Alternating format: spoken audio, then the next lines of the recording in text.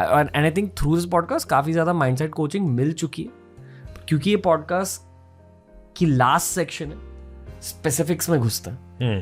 तो to cover everything that we spoke about, my personal opinion is that MBAs are not relevant. शायद ये आपका भी opinion है, कंट्रोवर्शियल ओपिनियन है, लोग अगेन ऑफेंड हो जाएंगे. It's fine, it's what it is. I think मतलब ऑफेंड होने वालों को नहीं सुनना चाहिए, which is fair, और कंट्रोवर्शियल भी नहीं है, क्योंकि मतलब आप अपने लाइफ के 20-30 लाख रुपए और 2-2.5 साल लगाने वाले हो.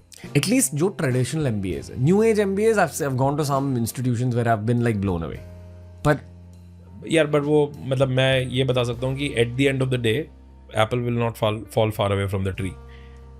आप जितना मर्जी न्यू एज MBA कॉलेज और जो भी कर लो, of course there is innovation on that, no doubt about it, but point is that at the end of the day वो जो 15-16 लाख 20 लाख 30 लाख 40 लाख की जो आपने फीस ली है, उसका ROI तो प्लेसमेंट से निकलेगा ना.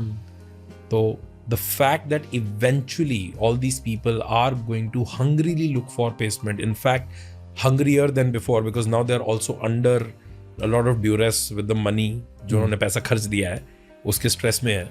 तो वो मुझे ऐसा लगता है कि at the end of the day उसमें से रिजल्ट थोड़ा ऑप्टिमाइज हो सकता है, पर 80-90% रिजल्ट सेम ही रहने वाला है, उसका कुछ ऑप्शन नहीं है. MBA किया? पागल हूं मैं. देख भाई, ग्रेजुएशन की गलती सबको माफ है, पोस्ट ग्रेजुएशन की गलती किसी को माफ नहीं है. एक बार किया माना, दूसरी बार किया I have no sympathy for you. पर आपके एज के सारे लोग ना, मोस्टली हर किसी ने या तो MBA किया है या तो MBA की बहुत वैल्यू करता है. I don't know, like I've seen this with early 80s born people. भाई पता नहीं तू किन से मिल रहा है. Change your company. यार नहीं, मेरे को लगता है MBA, देख MBA वाले अगर कोई छिड़ गए ये सुनकर, तो इसका मतलब है उनकी इनसिक्योरिटीज आर फ्लाइंग हाई. तो अगर आप में से किसी को भी ये कमेंट सुनकर गुस्सा आए, बुरा लगे, तो अंदर से सोचो कि क्यों बुरा लग रहा है, क्या कारण है, क्या कमी रह गई है जिंदगी में. यार MBA बेसिकली ना केस स्टडी और कंसल्टिंग कंपनीज की फैक्ट्री है. वो आपको बिजनेस एडमिनिस्ट्रेशन नहीं सिखाते, वो आपको बिजनेस बनाना या चलाना नहीं सिखाते, वो आपको केस स्टडीज पढ़ाते हैं, वो आपको बोलना सिखाते हैं, वो आपकी थोड़ी सी फेक ग्रूमिंग कर सकते हैं, पॉस्चरिंग सिखाते हैं. क्या वो नीडेड है लाइफ में? हाँ, पर उसके लिए MBA जाने की जरूरत नहीं थी. असली बिजनेस आप प्रैक्टिस से सीखते हो, असली काम, असली स्किल आप ट्रेड में ही सीखते हो, चाहे आप जो मर्जी हो, चाहे आप जॉब में नीचे से शुरू कर रहे हो, चाहे आप एंटरप्रेन्योरशिप में नोशनली ऊपर से शुरू कर रहे हो. बट एक्चुअली एंटरप्रेन्योरशिप और भी नीचे से शुरू होती है ना. जॉब में तो फिर भी कोई बताने वाला होता है क्या करना है, एंटरप्रेन्योरशिप में तो आप एक्चुअली जमीन के नीचे चल रहे हो, आपको कोई आइडिया ही नहीं है कि एग्जैक्टली क्या करना है.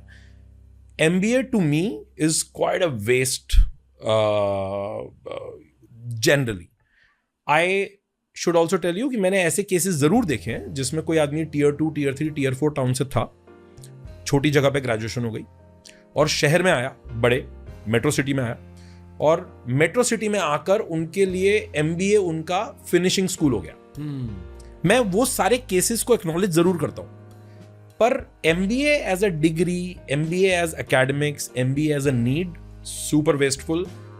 बीटेक की डिग्री और बीटेक कॉलेजेस चोर हैं, MBA कॉलेजेस डकैत हैं. बीटेक में आपको बेचा गया है एक छोटा आइडिया कि ग्रेजुएशन बीटेक में कर लोगे तो लाइफ सेट है.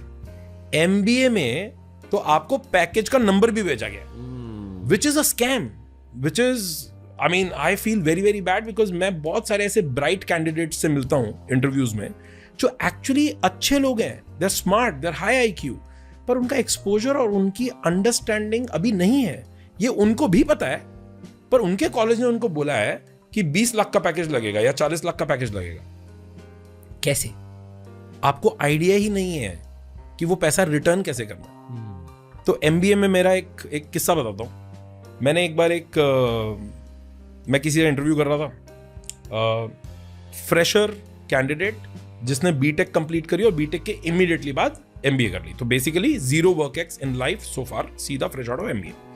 ही crossed couple of rounds through our interviews, मेरे साथ फाइनल राउंड चल रहा है। तो मैंने उससे बोला कि आपने यहाँ पे सैलरी एक्सपेक्टेशंस 28 लाख लिखी है, क्यों?